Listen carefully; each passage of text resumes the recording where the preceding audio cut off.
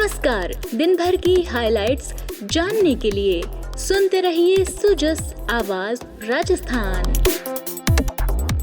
नमस्कार, सुजस आवाज पॉडकास्ट के साथ मैं हूं सपना और मेरे साथ है मेधा। सबसे पहले आज दिन भर की खास खबरें। मुख्य निर्वाचन अधिकारी ने दूसरे चरण के मतदान की तैयारियों की समीक्षा। 13 लोकसभा क्षेत्रों में मतदाता पर्ची और मार्गदर्शिका वितरित। लोकसभा चुनाव के पहले चरण में 62% दिव्यांग मतदाताओं ने किया मतदान। झुंझुनू में सबसे ज्यादा 71.97% रहा मतदान। सतरंगी सप्ताह के छठे दिन नारंगी रंग थीम और वोट करूंगी तभी तो बढ़ूंगी थीम पर जन जन तक पहुंचा मतदान का संदेश। और 12 जिले के 1 लाख से ज्यादा बच्चों ने मतदाता जागरूकता पोस्टर बनाकर किया वर्ल्ड रिकॉर्ड कायम।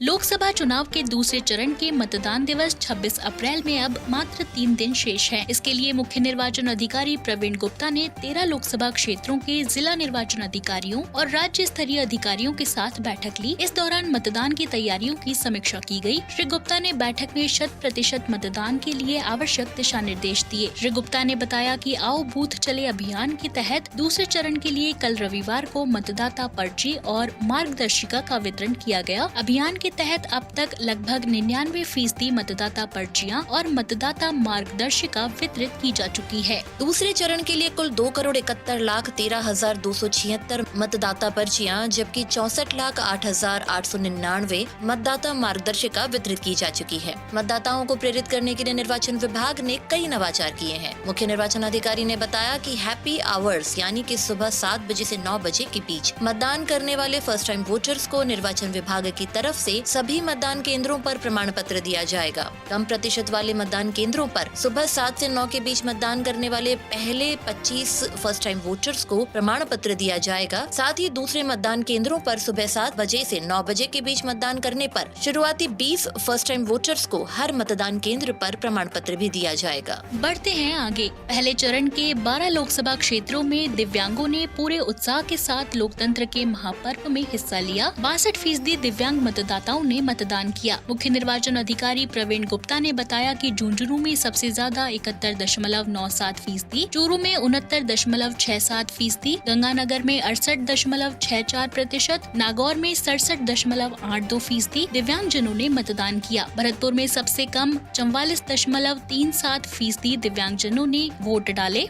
मुख्य निर्वाचन अधिकारी प्रवीण गुप्ता ने बताया कि चुनाव ड्यूटी में लगे कार्मिकों पुलिस अधिकारियों ने सभी जिलों में बने फैसिलिटेशन सेंटर्स पर अब तक 2,05,443 वोट डाले हैं। प्रदेश में अब तक 82,380 पुलिसकर्मी, 12,141 RAC, 945 GRP, 1,022 प्राइवेट ड्राइवर्स और 1,08,955 अन्य मतदान कार्मिकों द्वारा मताधिकार का उपयोग किया गया। मुख्य निर्वाचन अधिकारी ने बताया कि प्रदेश के द्वितीय चरण में मतदान वाले सभी लोकसभा निर्वाचन क्षेत्रों एवं अन्य जिलों में चुनाव कार्यों में लगे हुए अधिकारियों और कर्मचारियों के लिए डाक मतपत्र से मतदान के लिए फैसिलिटेशन सेंटर स्थापित किए गए हैं। इन क्षेत्रों में 25 अप्रैल तक विभिन्न दिवसों पर मतदान किया जा सकेगा। 12 जिले के 1 लाख से ज्यादा बच्चों ने अपने नन्हे हाथों में कलम थामकर मतदाता जागरूकता के लिए मारो हेलो चालो वोट डालबा की थीम पर सोमवार को अपने विद्यालय में चित्रकारी करते हुए पोस्टर बनाकर वर्ल्ड रिकॉर्ड कायम किया। जिला निर्वाचन अधिकारी रोहिताश सिंह तोमर की पहल पर जिले के 1,685 सरकारी और निजी विद्यालयों में मतदाता जागरूकता विषय पर आधारित पोस्टर प्रतियोगिता का आयोजन किया गया। इसमें कक्षा 3 से 12वीं तक के कुल 1,04,564 विद्यार्थियों ने हिस्सा लिया, जिनमें से 51,886 छात्र और 52,678 छात्राएं सम्मिलित रहीं।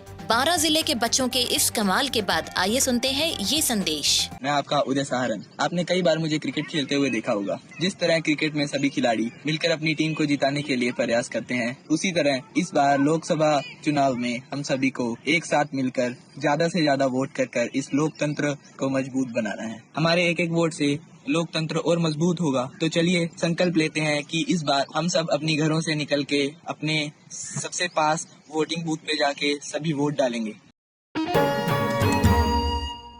राजस्थान में भयमुक्त, निष्पक्ष और भेदभाव रहित चुनाव करवाने के लिए निर्वाचन विभाग सहित सभी विभागों की मुस्तैदी के चलते प्रदेश भर में कानून व्यवस्था पूरी तरह सामान्य है। सभी जिलों में अवैध गतिविधियों पर नियंत्रण के लिए प्रभावी कदम उठाए गए। इसी क्रम में राज्य में अब तक 1325 अवैध हथियार जब्त किए गए हैं। साथ ही 1,91,000 व्यक्तियों को विभिन्न अवांछित गतिविधियों के कारण पाबंद किया गया है। मुख्य निर्वाचन अधिकारी प्रवीण गुप्ता ने बताया कि प्रदेश में अब तक 1,325 अवैध हथियार जब्त किए गए हैं और 1,55,000 से अधिक लाइसेंसी हथियार थाने में जमा किए गए हैं। श्री गुप्ता के अनुसार राजस्थान पुलिस ने विभिन्न लोकसभा क्षेत्रों में कुल 1400 बस्तियों को संवेदनशील आबादी और 4,322 व्यक्तियों को गड़बड़ी फैलाने वाले संदिग्ध लोगों के रूप में चिन्हित किया है। साथ ही प्रदेश में 276 अंतर्राज्यीय और 204 अंतर्राज्यीय पुलिस नाके लगाए गए हैं। स्वतंत्र, निष्पक्ष, पारदर्शी और प्रलोभन रहित चुनाव के लिए राजस्थान में कुल 2,585 सतर्कता दल भी सक्रिय स्थिति में रखे गए हैं। वहीं सी विजिल ऐप पर प्रदेश भर में आदर्श आचार संहिता उल्लंघन की 5,623 शिकायतें दर्ज की गई। इनमें से सही पाई गई सभी 2,950 शिकायतों का तय समय में निस्तारण कर दिया गया। जोधपुर में सबसे ज्यादा 724 शिकायतें मिली, जिनमें से सही पाई गई 535 शिकायतों का तुरंत प्रभाव से निस्तारण कर दिया गया।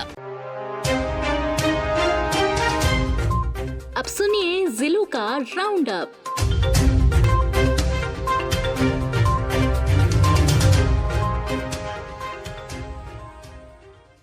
दूसरे चरण के मतदान के लिए सतरंगी सप्ताह का छठा दिन रहा महिला मतदाताओं को समर्पित। प्रदेश भर के विभिन्न जिलों में महिला मार्च और रंगोली जैसी गतिविधियों की गई। वहीं महिलाएं ऑरेंज थीम पर आधारित वेशभूषा में मतदाता जागरूकता का संदेश देती नजर आईं। वहीं डूंगरपुर जिले में भी छाया लोकतंत्र के पर्व का उल्लास। राजीविका की सैकड़ों महिलाओं ने मानव श्रृंखला बनाकर, गरबा खेलकर और रैली निकालकर मतदान की अपील की। नागौर के मेड़ता विधानसभा क्षेत्र के मीरा स्मारक में महिला मार्च और रंगोली सजाकर विभिन्न गतिविधियां की गई और मतदान का संदेश जन जन तक पहुंचाया गया। झालावाड़ में आमजन की अधिक से अधिक भागीदारी सुनिश्चित करने के उद्देश्य से सुव्यवस्थित मतदाता शिक्षा और सहभागिता कार्यक्रम यानी स्वीप के तहत वोट करूंगी तभी तो बढ़ूंगी के नारे के साथ जन जन तक मतदान का संदेश दिया गया।